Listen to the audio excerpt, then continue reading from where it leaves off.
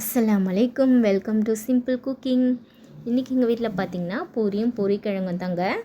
வாங்க எப்படி ரொம்பவே டேஸ்ட்டாக செய்கிறதுன்னு பார்க்கலாம். நான் இப்போ 1/2 கிலோ கோதுமை மாவு எடுத்துக்கிட்டேன். இப்போ அதில் 1/2 ஸ்பூன் தூள் உப்பு போட்டுக்கிட்டேன். கல் உப்பு போட்டால் கரையாதுங்க, அதனால் 1/2 ஸ்பூன் தூள் உப்பு போட்டுக்கிட்டேன். அப்புறம் 1/2 ஸ்பூன் சர்க்கரை போட்டுக்கிட்டேங்க. இப்போ நம்ம இது எல்லாத்தையும் நல்லா ஒரு ஸ்பூன் வச்சு மிக்ஸ் பண்ணிக்கலாம். இப்போ நான் ஒரு பாத்திரத்தில் சுடு தண்ணி வச்சு எடுத்துக்கிட்டேன். சுடு தண்ணி எதுக்குனாக்கா, நம்ம மாவு பிசையும் போது அது மேலே ஊற்றி பிசைஞ்சோனாக்கா மாவு ரொம்பவே சாஃப்டாக இருக்கும், பூரி நம்மளுக்கு சாஃப்டாக கிடைக்கும். அதனால தாங்க சுடு தண்ணியை மாவு பிசையும் போது கொஞ்சம் கொஞ்சமாக ஊற்றி பிசைங்க, எல்லாத்தையும் ஊற்றக்கூடாது. மாவு பிசைய கொஞ்சம் கொஞ்சமாக அது மேலே ஊற்றி நல்லா பிசைஞ்சிக்கலாம். நான் இப்போ மாவை நல்லா பிசைஞ்சி எடுத்துக்கிட்டேங்க. இப்போ இந்த மாவை நான் ஒரு 1/2 மணி நேரம் ஒரு மூடி போட்டு நல்லா ஊற விட்டுடலாம். நம்ம 1/2 மணி நேரம் கழித்து நம்ம இப்போ அதை உருட்டி எடுத்துக்கலாங்க. இப்போ 1/2 மணி நேரம் ஆயிடுச்சு. நான் இப்போ அந்த மாவு உருட்டுறதுக்காக கோதுமை மாவு ஃபஸ்ட்டு தூவி விட்டுக்கலாங்க. ஏன்னாக்கா அடியில் மாவு ஒட்டாமல் வரும், அதனால தான் நான் சொல்கிறேன். கோதுமை மாவு ஃபஸ்ட்டு தூவி விட்டுக்கிட்டு நம்ம பிசைஞ்சு வச்ச அந்த பூரி மாவை எடுத்து அதை நம்ம சின்ன சின்ன பீஸாக கட் பண்ணி எடுத்துக்கலாம். இப்போ பார்த்திங்கனாக்கா நான் சின்ன சின்ன பீஸாக கட் பண்ணி எடுத்துக்கிட்டேன். இப்போ நம்ம கட் பண்ண பீஸை ஒன்று ஒன்றா உருட்டி எடுத்துக்கலாங்க.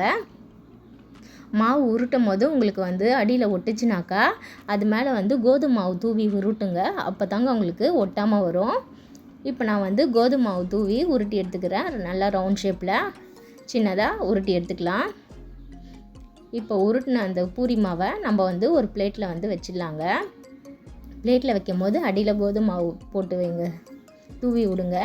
ஏன்னா பிளேட்டில் ஒட்டாமல் வரும், அதனால தான் நான் இப்போ ஒரு பிளேட்டில் கோதுமை மாவு தூவி அதை உருட்டின அந்த பூரி மாவை அதில் வச்சிடுறேன். நெக்ஸ்ட்டு ஒரு கடாய் அடுப்பில் வச்சுட்டு கடாய் காஞ்சதுக்கப்புறமா அதில் நான் எண்ணெய் ஊற்றிக்கிறேங்க.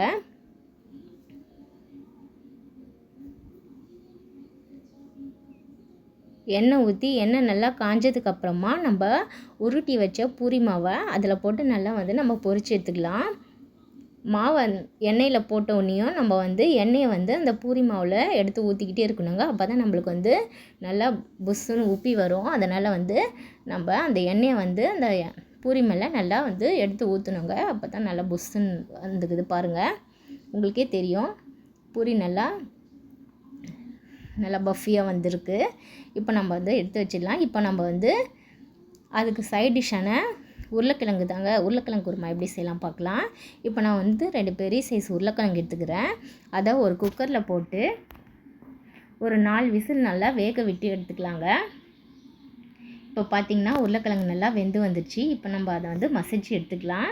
இப்போ உருளைக்கிழங்கு குருமா செய்கிறதுக்கு நான் ஒரு பெரிய சைஸ் வெங்காயம் நீல வாக்கில் கட் பண்ணி எடுத்துக்கிட்டேன்.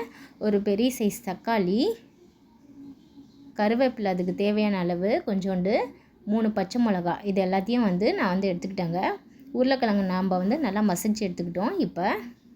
இப்போ பூரிக்கிழங்கு செய்கிறதுக்கு நான் ஒரு கடாய் அடுப்பில் வச்சுக்கிட்டு கடாய் காஞ்சதுக்கப்புறமா அதில் கடுகு உளுத்தம் பருப்பு போட்டுக்கிட்டேன். நெக்ஸ்ட்டு 1/2 ஸ்பூன் சீரகம் போட்டுக்கிட்டேன். நெக்ஸ்ட்டு 1 ஸ்பூன் கடலைப்பருப்பு போட்டுக்கிட்டேன். அதுக்கப்புறம் அரிஞ்சு வச்ச வெங்காயத்தை அதில் போட்டு நம்ம நல்லா வதக்கிக்கலாம். அதுக்கப்புறம் நம்ம பச்சை மிளகா அதில் போட்டுக்கலாம். பச்சை மிளகா போட்டுக்கிட்டு கருவேப்பிலை எடுத்து வச்ச கருவேப்பிலையும் அதில் போட்டுக்கலாம். அதுக்கப்புறம் தக்காளியும் அதை அரிஞ்சு வச்ச தக்காளியும் அதில் நல்லா போட்டு வதக்கிக்கலாம். எல்லாத்தையும் ஒரு 2 நிமிஷம் நல்லா வதங்க விடுங்க. நெக்ஸ்ட்டு நம்ம மசிச்சு வச்ச உருளைக்கிழங்கு அதில் போட்டுக்கலாம். போட்டுக்கிட்டு மஞ்சத்தூள் ஒரு சிட்டிக்கு அளவு மஞ்சத்தூள் போட்டுக்கிட்டேன். நெக்ஸ்ட்டு ஒரு 1/4 ஸ்பூன் குழம்புத்தூள் போட்டுக்கிட்டேன், ஏன்னா டேஸ்ட்டு நல்லாயிருக்கும், அதுக்காக தான். இப்போ எல்லாத்தையும் போட்டுக்கிட்டு தேவையான அளவு உப்பு போட்டுக்கிட்டு நம்ம கொஞ்சோண்டு தண்ணி ஊற்றி அதை வேக வச்சு எடுத்துக்கலாங்க.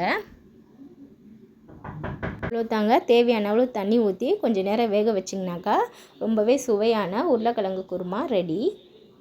இப்போ பூரி கூட இந்த உருளைக்கிழங்கு குருமா வச்சு சாப்பிட்டிங்கன்னா ரொம்பவே டேஸ்ட்டாக இருக்கும்.